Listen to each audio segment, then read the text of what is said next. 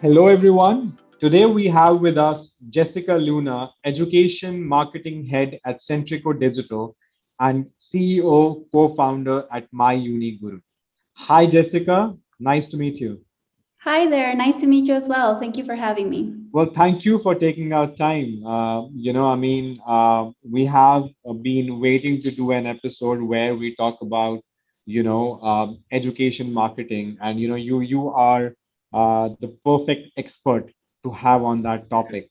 So before we dive deep into the questions, it would be great if you introduce yourself. What you do at Centrico Digital, and how has education marketing been or changed during the pandemic? Yeah, of course. So I'm currently the education marketing head at Centrico Digital. We are a digital marketing agency. We've been in the industry for 6 years now, and I lead the education department. A lot of our experience has been working with universities, so higher education institutions, mainly also with undergraduate programs.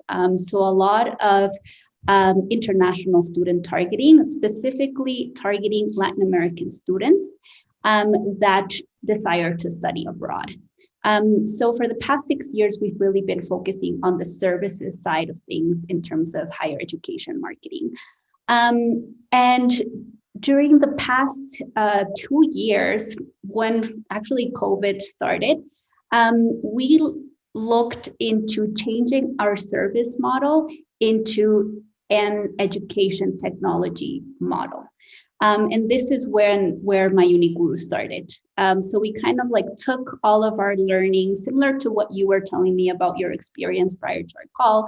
We took all of our learnings from the services side of things and gave it a spin to make it an education technology platform. So MyUniGuru really is an education technology platform that allows students to find the perfect universities for them in the US and Canada, and therefore allows university recruiters and admissions directors to find the perfect students for their institutions in Latin America. So we're basically now really on both sides of things, right? So in the services side, offering our digital marketing services to these institutions, but also providing a marketplace for both students and universities. And I think, it's a very much needed platform, even from students' point of view. You have so many institutes out there, and when you're looking for higher education, everybody is kind of pitching their institute. But to Mm. have a perfect platform where you actually understand the right fit for you, I think it is very important, like even from students' point of view.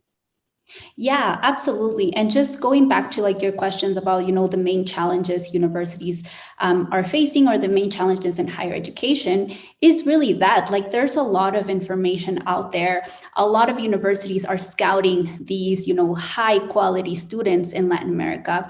Now, even more now with the pandemic, students are really overwhelmed with all the virtual fairs out there, all the information. So really what MyUniGuru does is it asks a series of questions to these students through an interactive wizard upon registering in the platform, and based on those questions and our algorithm, MyUniGuru is able to match the students' answers with different universities in the US and Canada. So we provide you a list of what would be the best universities for you based on your responses. And the responses are not only, academic. We also look at what are their interests, what are their goals, their aspirations, and try to match students that way. And also provide a one-stop shop for universities. Universities also go to big fairs, 1,000 students at these fairs, and maybe only a small percentage of those are actually good fits for them, and they're sitting next to another institution and another institution. So it's like, how do we stand out? So really it's a one-stop shop for both students and universities, what we're trying to Right. put out there, and very tailored to Latin American students as well. I understand. So MyUniGuru, like for students, would it just be like like you said, I understand that, you have very, intense and, like perfect algorithms based on which you match. But would it also offer like a one-on-one consultation to students, or would it just be the intake forms and the algorithms? Yeah, so the way that we have the platform now, and I'm sure you also know from your experience, like going to services and technology and back and forth, we planned to make changes to our platform. At the moment, it's really a university research and matching platform. But of course, we have views to, have the ability to connect with recruiters right then and there, jump on calls with students and also parents. So it's really, there's a lot of features that we have in mind for the platform, but at the moment it's, the matching feature and accessing information from different universities.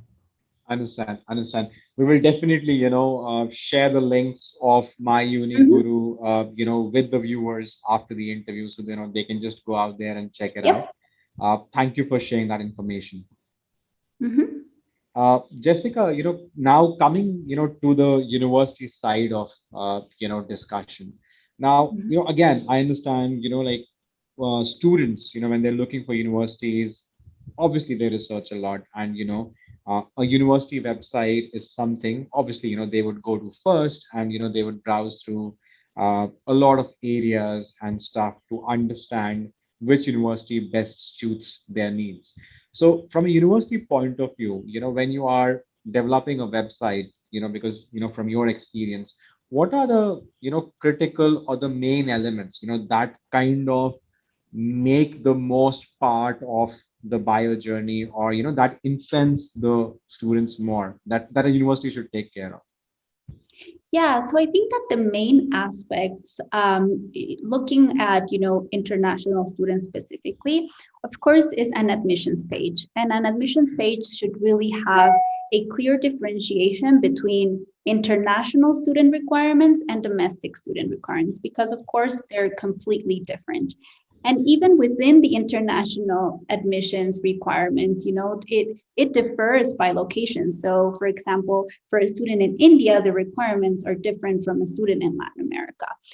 So having those clear distinctions within the admissions page, I think, is key. The other thing I would say is scholarships and financial aid. Again, very different from international and domestic students. And a lot of students or families actually in Latin America really look for financial aid and scholarships when making a purchasing decision on where they're going to pursue their college studies. The other thing I would say is, of course, academics. It's really important to know what programs, majors that university offers. A lot of, especially in Latin America, there's a lot of interest for liberal arts schools because there's a lot of students who are undecided or just want to do a bit of everything. So having a strong academics page with, the different requirements or different majors that students can choose from, I think is also important. The other thing is student life on campus. So at the end of the day, students also want to have fun. They want to know what clubs, organizations are available on campus, how they can, use their hobbies in addition to their studies. So student life on campus is, I think, is also key, especially for international students who can't visit these colleges Right. beforehand. They need to have like a visual view of, okay, how does the dorm look, how does the dining hall look, what is there like fun to do over there. So a student life on campus page, I think, is key.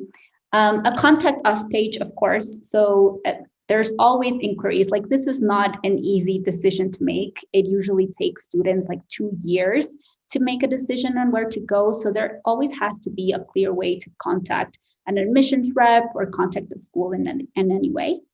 And then there should also be a page for current students, of course, who are currently going to that university, and an about page about the institution.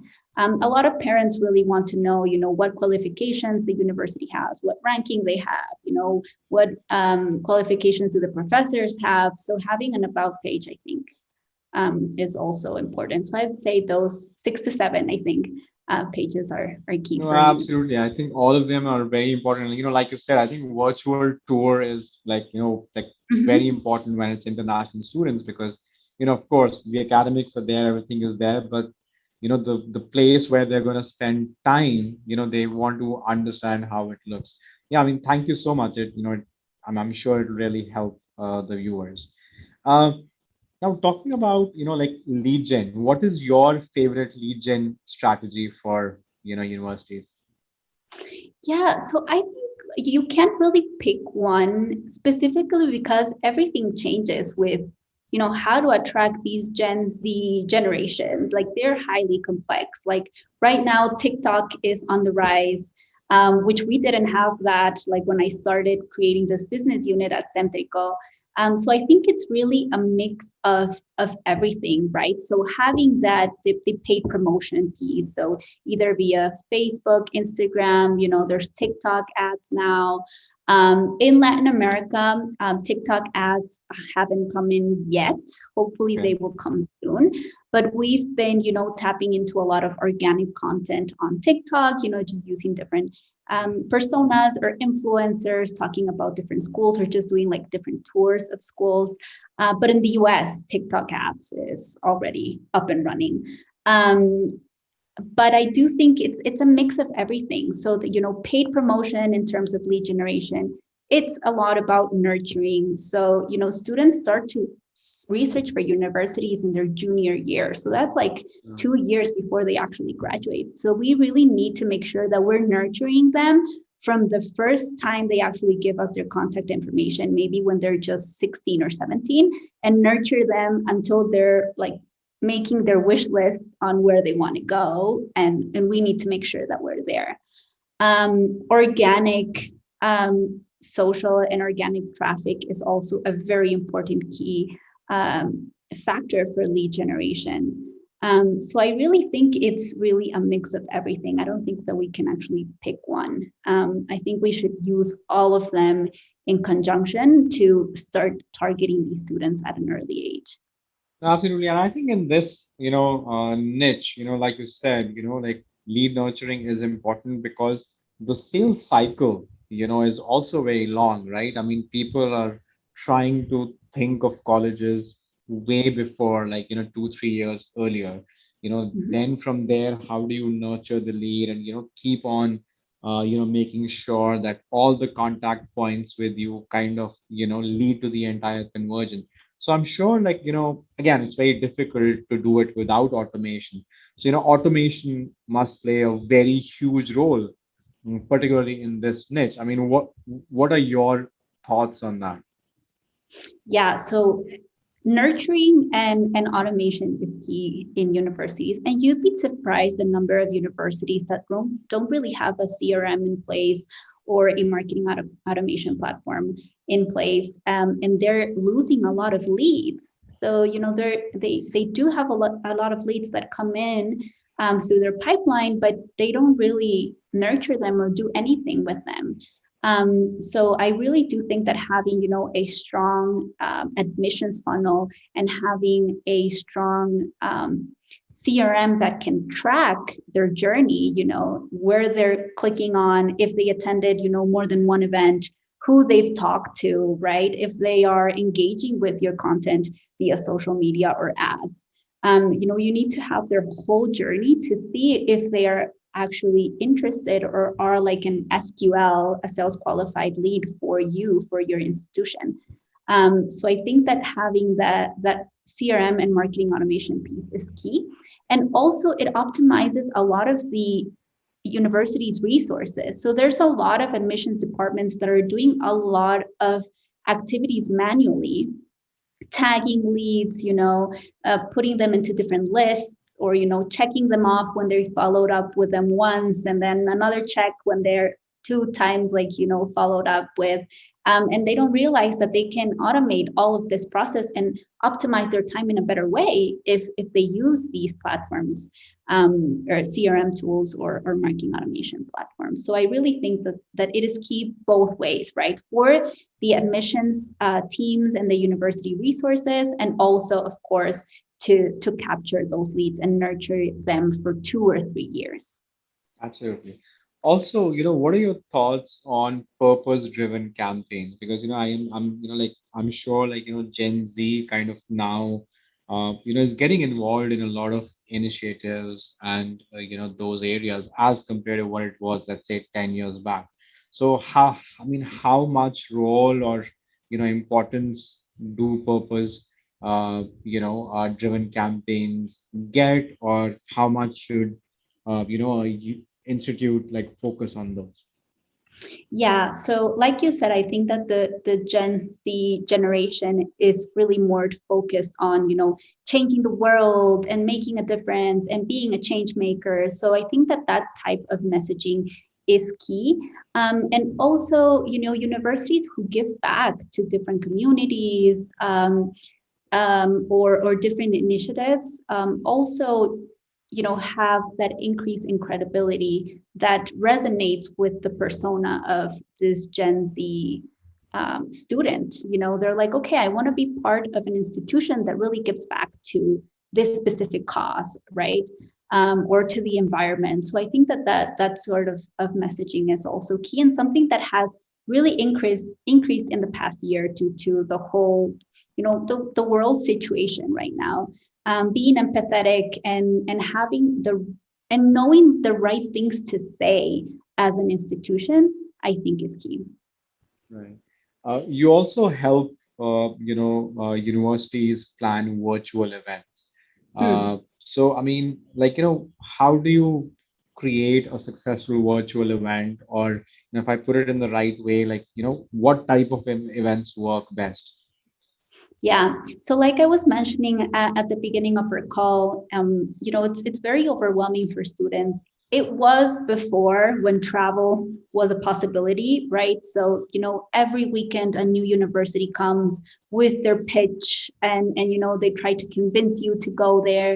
And students, have a lot of information out there, and they're like, I don't know where to start. And now with the pandemic, they had a virtual event every other day because it's now just easier to just have it online. And it's the same structure, right? The university sales pitch, the view book or the brochure. And then you just, listen in, maybe talk to the recruiter for a couple of minutes, and then see if it's actually a good option for you. So now, to create a successful virtual event, I think that, uniqueness is key, and how to differentiate your university from the rest of your competitors. It was an important thing before, but I think that now it's even more important. So making an event memorable will avoid, that virtual event fatigue that students are experiencing right now. So, for example, right now, what we're doing with our virtual events is we're kind of moving away from the university sales pitch, and we're Mhm. actually connecting students with current students of our clients' Right, institutions and alumni. And it's just right, like, let's have a conversation. Like an open Q&A, not, the PowerPoint. Of course, the university recruiter is present in these virtual events, and the students can engage with the admissions counselor, but it's more about like for students by students, just to get that one-on-one. So I think that making those events memorable is key, and also finding the right students, because right now, with everything being virtual, anyone can register or log in for an event. Um, and a lot of the times, university recruiters are sitting in their virtual booth, and maybe one or two students jump in, right, out of the 100 that might be in the event. So they don't really see a strong ROI anymore in virtual events. And there's not that, one-on-one connection. So acquiring the right students, like the high quality leads, if we have an event with 30 students and 30 of those are, in an MQL stage, great. We don't need like 100 or 200 to be in there. I think that another aspect is involving parents in the event and the conversation. So especially in Latin America, parents are a big purchase decision maker for Right. where they send their students to college. And, they want to know that they can trust you. They can trust the recruiter. You're going to take care of their child. This is like a very important decision. So we always invite parents to our virtual events. We have an interpreter because, of course, a lot of parents might not speak English. Right. So we have an interpreter in the event to facilitate the conversation with the admissions rep. And we try to limit time as well. So we try to cap our events at around an hour. And of course, following up after the event with our leads and nurturing them into conversion. Right. So, when creating a digital brochure, again, university can have like, tens and hundreds of pages and stuff like that. But again, nobody has time to go through everything and stuff. So, what makes the perfect brochure? I mean, like how long, how short, or like how do you ensure like, maximum conversions when you are creating a digital brochure? Yeah, so for us specifically targeting Latin America, it is key to have a virtual view book or catalog in Spanish for parents. Because like I said, they're our strongest purchase decision maker and they are the ones that want to have all of the information, right? For students, it's probably, of course, cost, but it's like program, am I going to have a good time, and I'm going to be successful after I enroll, but students want to have parents want to have it all. So for all of our clients, we translate the view book to Spanish, just so that parents have access to our view books as well. And we always recommend our clients to make it as concise as possible. Just because every university has a view book, it could be overwhelming for our target audience. And the way that we use it for lead generation, we have a CTA in all of our landing pages to download the viewbook in either language. And we also share the catalog in our nurturing efforts. So in all of our touch points, we tried to add in a valuable asset for the student or the parent just to give them more information about the university. So we try to leverage our view books and our catalogs there. I think that the catalog is a key aspect for our buyer's journey, especially for parents. Absolutely, absolutely. Also, like how effective do you find chatbots? Mm.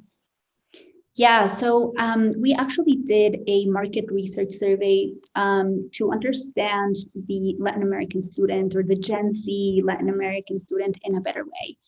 And what we found out, and I'd be happy to share the market research report with you, is, they want answers right away.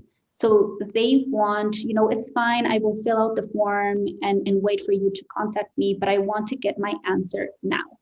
So two things that we saw was, DMs or direct communications, so in this case, chatbots is key for them, and also WhatsApp in Latin America. So we found in our research that WhatsApp was on the top, communication platform that they use, and they prefer to be contacted via a recruiter to their phone, to their WhatsApp number.